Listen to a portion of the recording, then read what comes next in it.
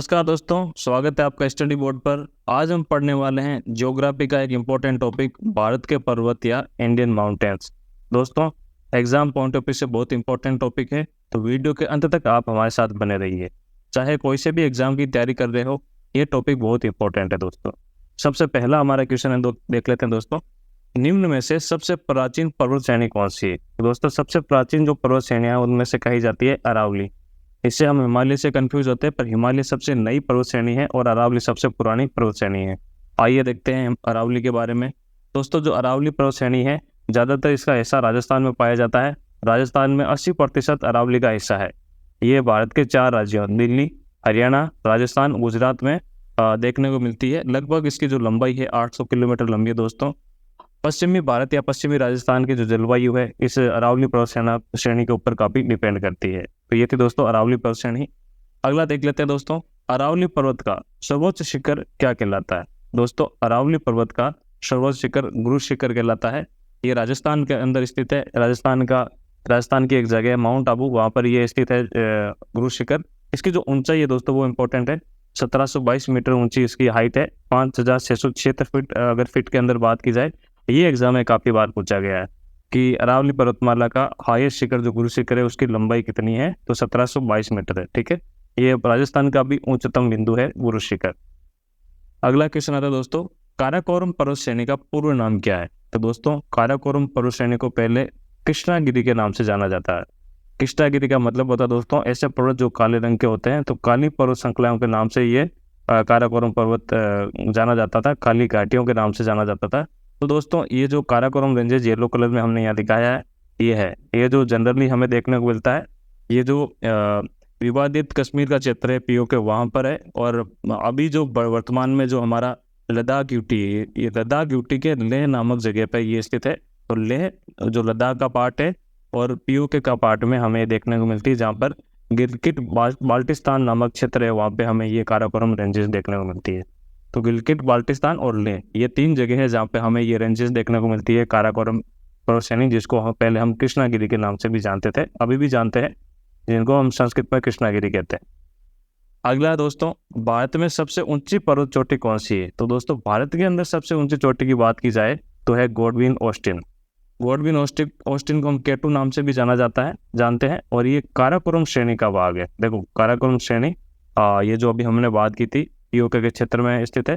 तो ये जो गॉडविन ऑस्टिन है ये पीओके नामक क्षेत्र में स्थित है और ये 8611 मीटर ऊंचाई पे है। देखते हैं दोस्तों, माउंट एवरेस्ट से जस्ट छोटी है और ये अभी जो विवादित पीओके क्षेत्र है वहाँ पे स्थित है। और इसको अगर देखा जाए तो दोस्तों, भारत के अंदर भौगोलिक रूप से कह देते हैं कि सबसे ऊंची चोटी, पर ये अभी राजनीतिक रूप से ये पीओके के क्षेत्र जो पाकिस्तान प्रशासित कश्मीर के अंदर हमें देखने को मिलता है। तो ये था गॉडविन ऑस्टिन, जिसको हम केटू नाम से देखते हैं, जानते हैं। और ये सबसे ऊंची चोटी है 2 नंबर की, दुनिया के 2 नंबर की और भारत की पहले नंबर की। ठीक है, अब आता दोस्तों, भारत की कौन सी पर्वत श्रेणी नवीनतम है? दोस्तों, अभी हमने बात की थी अरावली की। अरावली भारत की सबसे पुरानी पर्वत श्रेणियों में से एक है और हिमालय जो भी सबसे नवीन श्रेणियां हैं उनमें से एक, और अभी भी इसका निर्माण चल रहा है। देखते हैं, जो हिमालय दोस्तों लगभग 40 से 50 मिलियन वर्ष पुराना है और अभी भी इसका निर्माण चल रहा है। और जो अरावली दोस्तों, इसके जो निर्माण है लगभग 370 मिलियन वर्ष पहले हुआ है। कितना? 370 मिलियन वर्ष। तो इसके कंपेयर में हिमालय बहुत नया है अगर अरावली की कंपेयर किया जाए। दोस्तों, पश्चिमी घाट की बात करें तो 150 मिलियन वर्ष पहले जो गोंडवाना भूभाग है उसके विखंडन से माना जाता है कि हमारा जो पश्चिमी घाट है उसका निर्माण हुआ है। ठीक है, विंध्य पर्वत श्रृंखला की बात की जाए दोस्तों 1.6 से 1.7 बिलियन वर्ष पुरानी मानी जाती है। तो इनके अकॉर्डिंग जो हिमालय है सबसे हमारा नवीन पर्वत श्रृंखला है जो हमें उत्तरी भारत में देखने को मिलती है। जो ये लाल रंग का कॉफी कलर का जो क्षेत्र देख रहे हैं ये हिमालय पर्वत श्रेणी है। ठीक है दोस्तों, तो दोस्तों हिमालय को 3 भागों में डिवाइड किया जाता है, एग्जाम में जनरली पूछ लिया जाता है। तो देख लेते हैं। सबसे पहला इसका नाम दिया जाता है हिमाद्री, जिसको ग्रेटर हिमालय या इनर हिमालय कहा जाता है। वर्ध हिमालय इसका दूसरा नाम कह सकते हैं। ठीक है, ये जो हिमाद्री है, ग्रेटर हिमालय दोस्तों, ये हिमालय के जो सबसे युवा पर्वत है उनके उत्तरी श्रेणी है, इसको माना जाता है।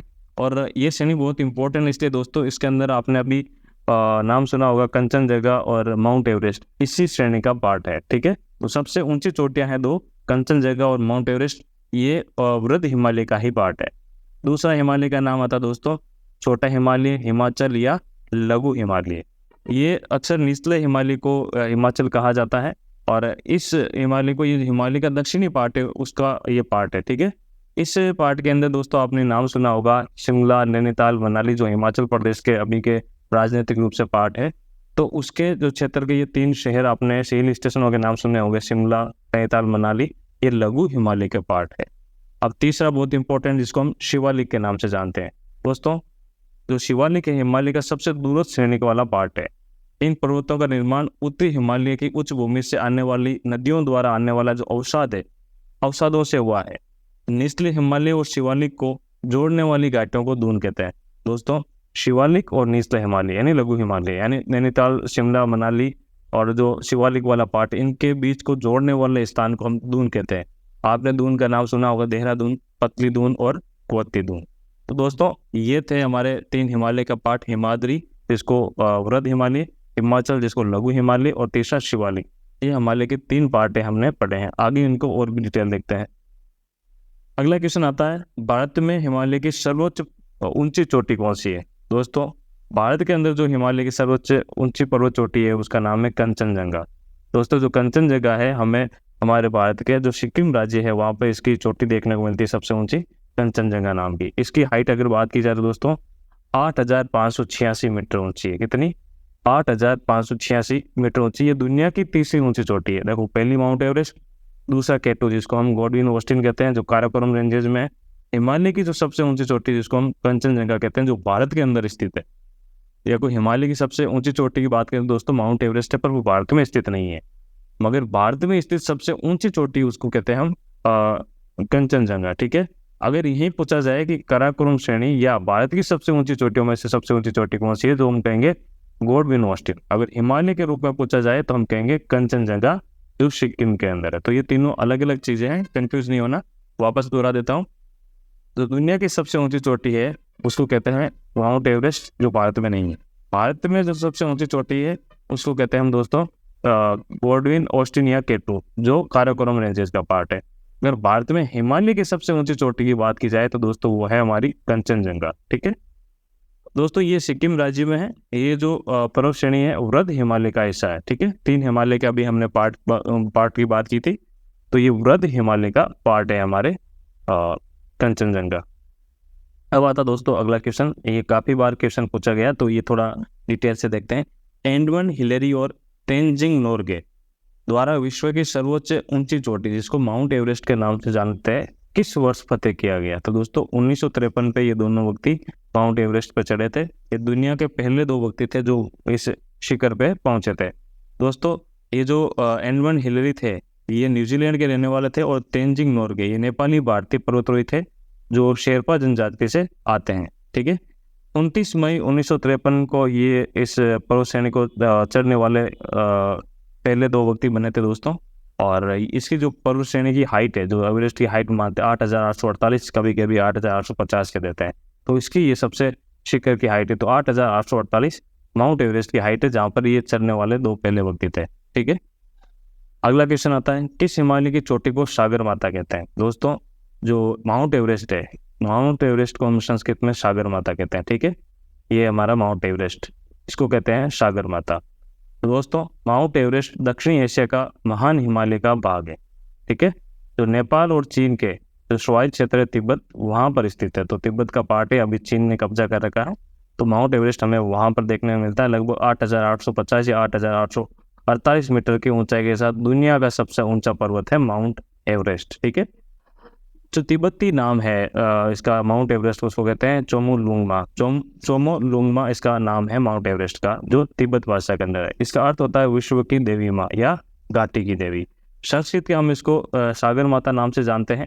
इसका अर्थ होता है स्वर्ग की चोटी। एवरेस्ट का जो आकार है दोस्तों 3 तरफा पिरामिड की तरह है। तो ये था हमारा माउंट एवरेस्ट, जिसको तिब्बत में चोमोलुंगमा कहते हैं और हिंदी में हम इसको सागर माता नाम से जानते हैं, ठीक है। हाइट इसकी इंपॉर्टेंट है 8,848, जो कई एग्जाम में पूछा जाता है। अगला देखते हैं दोस्तों, पूर्वी घाट पर्वत श्रेणी का सर्वोच्च शिखर कौन सा? दोस्तों पूर्वी घाट जो भारत के पूर्वी तट है, समुद्र का पूर्वी तट है, उसके पैरेलल चलता है, उसको कहते हैं पूर्वी घाट।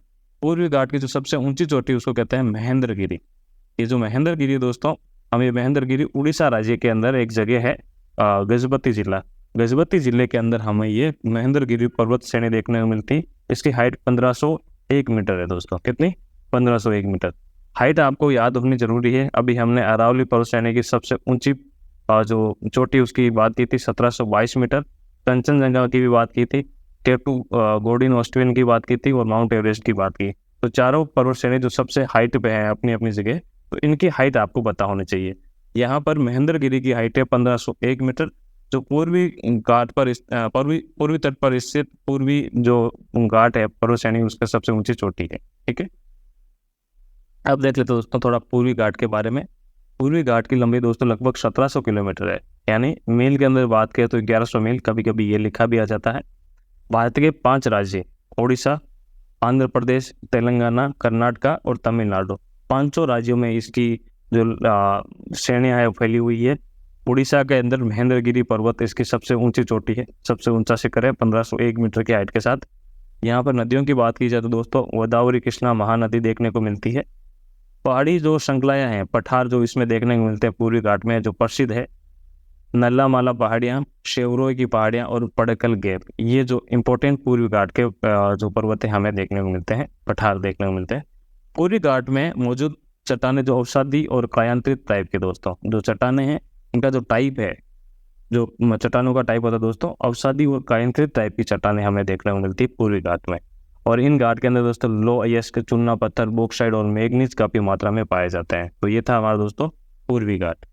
आप देख लेते हैं भारत के सबसे दक्षिणी भाग में स्थित पहाड़ियाँ कौन सी है दोस्तों। सबसे साधारण पहाड़ियाँ जो भारत की है उसको कहते हैं कार्डेमम। कार्डेमम का नाम सुना हो दोस्तों, इलायची को इंग्लिश में कार्डेमम कहते हैं। इन्हीं पहाड़ियों पे इलायची सबसे ज्यादा उगती है, इसलिए इसको हम कार्डेमम की पहाड़ियाँ कहते हैं। ये देखिए इस फोटो के अंदर देखेंगे, सबसे दक्षिण के अंदर कार्डेमम हिल्स हमें देखने को मिलती है। ठीक है, ये जो हिल्स है दोस्तों पश्चिमी जो हमारा घाट है, पश्चिमी घाट की पर्वत श्रेणियों का पार्ट है ये कार्डेमम पहाड़ियाँ। ठीक है, पश्चिमी घाट का हिस्सा है। यहाँ पे बड़े स्तर पे हमें यहाँ पे इलायची का उत्पादन देखने को मिलता है। ये जो केरल राज्य है दोस्तों भारत का, वहाँ पे हमें कार्डेमम हिल्स देखने को मिलती है और पश्चिमी घाट की जो पहाड़ियाँ हैं उसका ये पार्ट है कार्डेमम पहाड़ी। अगला आता है दोस्तों पूर्वी घाट और पश्चिमी घाट। ये जो पर्वत श्रेणी आपस में कहाँ पर मिलती है, ये बहुत ज़्यादा इंपॉर्टेंट है, काफ़ी बार एग्जाम में पूछा गया है। तो पूर्वी घाट और पश्चिमी घाट की पर्वत श्रेणियाँ हैं, कहाँ पर आके मिलती है दोस्तों। एक जगह नाम है नीलगिरी पर्वत। नीलगिरी पर्वत, यहाँ पर ये दोनों श्रेणियाँ आके मिलती है। यहाँ पे आप देखो मैं हाईलाइट कर देता हूँ, ये है नीलगिरी पर्वत। अगर आप इस पॉइंट में यहाँ देखें तो नीलगिरी पर्वत जो पश्चिमी घाट का हिस्सा है, वहाँ पर ये दोनों पहाड़ियाँ आके मिलती है। और नीलगिरी पर्वत दोस्तों अगर बात की जाए तो तमिलनाडु, कर्नाटक और केरल, ये तीनों में फैला हुआ है। इतना बड़ा पर्वत है, तो 3 राज्यों के अंदर यहाँ पे फैला हुआ है। अगर नीलगिरी पर्वत की दोस्तों यहाँ पे सबसे ऊंची चोटी की बात की जाए तो डोडा बेटा है। इसकी ऊंचाई 2637 मीटर है। ठीक है, 2637 मीटर और डोडा बेटा इसकी सबसे ऊंची चोटी है। आप देखते हैं दोस्तों प्रायद्वीपीय भारत, यानी जो भारत का दक्षिण भारत का पार्ट है उसको प्रायद्वीपीय भारत कहते हैं, क्योंकि तीनों तरफ से इसके पानी है।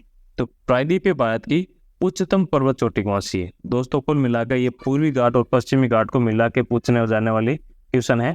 तो प्रायद्वीपीय भारत के सबसे ऊंची चोटी उसको कहते हैं अन्नाईमुडी। ठीक है, अन्नाईमुडी जो प्रायद्वीपीय भारत है, जो दक्षिण भारत है, उसकी सबसे ऊंची चोटी है। ये केरल के अन्नारकुलम जिले और इडुक्की जिले यहाँ पर स्थित एक पर्वत श्रेणी है। और ये पश्चिमी घाट का हिस्सा है। ये भी जो अभी हमने बात की थी पहले भी, वो भी पश्चिमी घाट का था और ये भी पश्चिमी घाट का हिस्सा है। कौन से पहले बात की थी, कार्डेमम श्रेणी। ठीक है, और यहाँ पर ये जो हम बात करें अन्नाईमुडी, ये भी पश्चिमी घाट का हिस्सा और दक्षिण भारत की सबसे ऊंची चोटी के नाम से जाना जाता है।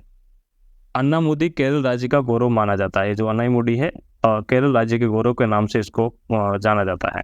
ठीक है, अगला क्वेश्चन है निम्नलिखित में से किस पर्वत श्रृंखला को सह्याद्री नाम से जाना जाता है दोस्तों। पश्चिमी घाट को सह्याद्री नाम से जाना जाता है। ये देखिए यहाँ पे पश्चिमी घाट है। पश्चिमी घाट को महाराष्ट्र में सह्याद्री कहते हैं, कर्नाटक और तमिलनाडु में नीलगिरी की पहाड़ियाँ इनको कहा जाता है, केरल के अंदर इनको अन्नाईमुडी की पहाड़ियाँ, इलायची की पहाड़ियाँ कहा जाता है। अलग अलग जगह के नाम पे, जगह के पर्वत के नाम से उनको पूरे श्रेणियों को नाम दे दिया जाता है। तो महाराष्ट्र में इसको सह्याद्री नाम से जाना जाता है और यहाँ पे ये पहाड़ियाँ भी है। ठीक है, जैसे नीलगिरी की पहाड़ी अगर बात की जाए तो यहाँ पे हमें कर्नाटक, तमिलनाडु में देखने को मिलती है। केरल के अंदर अन्नाईमलई और इलायची की पहाड़ियाँ देखने को मिलती है। इसके नाम पे भी हम इस पर्वतमाला को नाम दे दिया जाता है। तो पश्चिमी घाट का नाम है सह्याद्री। अब देखते हैं दोस्तों पश्चिमी घाट क्या है। दोस्तों पश्चिमी घाट है भ्रंश कगार। भ्रंश कगार क्या है देख लेते हैं। जो पश्चिमी घाट है, दक्कन का पठार आपने नाम सुना होगा, उसका जो भ्रंश और कटा हुआ किनारा माना जाता है, इसलिए इसको भ्रंश कगार कहा जाता है।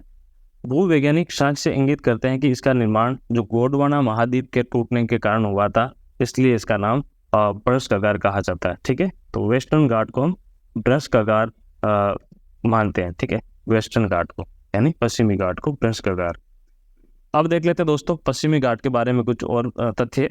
भारत का पश्चिमी घाट जिसे सह्याद्री हिल्स के नाम से भी जाना जाता है, महाराष्ट्र में सह्याद्री कहते हैं, इसलिए सह्याद्री हिल्स के नाम से जानते हैं।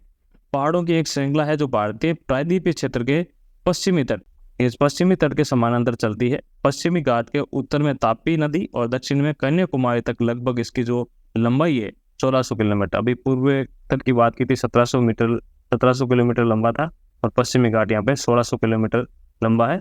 लगभग इसकी चौड़ाई दोस्तों बात की जाए तो 50 से 80 किलोमीटर चौड़ाई है। ठीक है, केरल राज्य में अनाईमुडी, जो अभी हमने बात की थी, 2695 मीटर की ऊंचाई के साथ ये सबसे ऊंची चोटी है पश्चिमी घाट की। ठीक है, अब बात करते दोस्तों ये किन किन राज्यों में। देखो अगर बात करें तो उत्तर से तो गुजरात, फिर महाराष्ट्र, गोवा, कर्नाटक, केरल और तमिलनाडु राज्यों से होकर पश्चिमी तट गुजरता है। ठीक है, यहाँ पे इलायची की पहाड़ियाँ, नीलगिरी की पहाड़ियाँ, ये सबसे इम्पोर्टेंट पहाड़ियाँ हमें पश्चिमी घाट में देखने को मिलती है।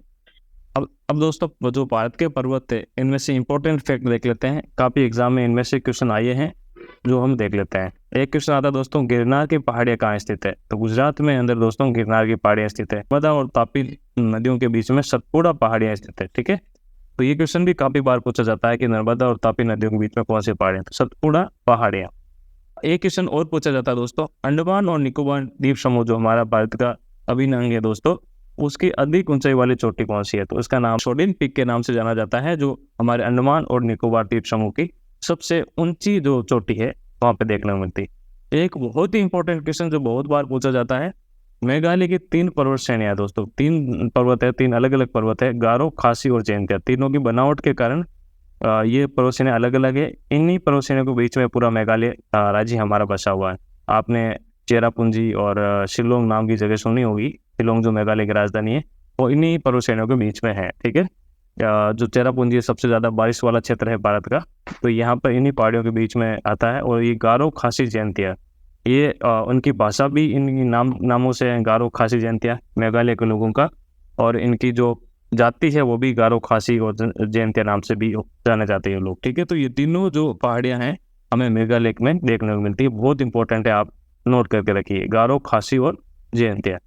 हिमालय की सबसे पूर्वी चोटी कौन सी है दोस्तों। अगर हिमालय जो फैला हुआ पूर्व तक, तो उसमें एक जगह आती है नामचा बारवा। नामचा बारवा जो चोटी है ये सबसे पूर्वी चोटी है हिमालय की। ठीक है, अब आता है हमारा अगला पॉइंट, भारत और म्यांमार के बीच सीमा निर्धारण करने वाली जो 3 पर्वत श्रेणियाँ कौन सी है। तो दोस्तों भारत और म्यांमार का निर्धारण करती है 3 पर्वत चोटियाँ, जो खासी, जो भी हमें मेघालय में बात की थी वो, पटकोई और अर्गान योमा, पटकोई और खासी, ये 3 पहाड़ियाँ हैं जो भारत और म्यांमार के बॉर्डर का निर्माण करती है।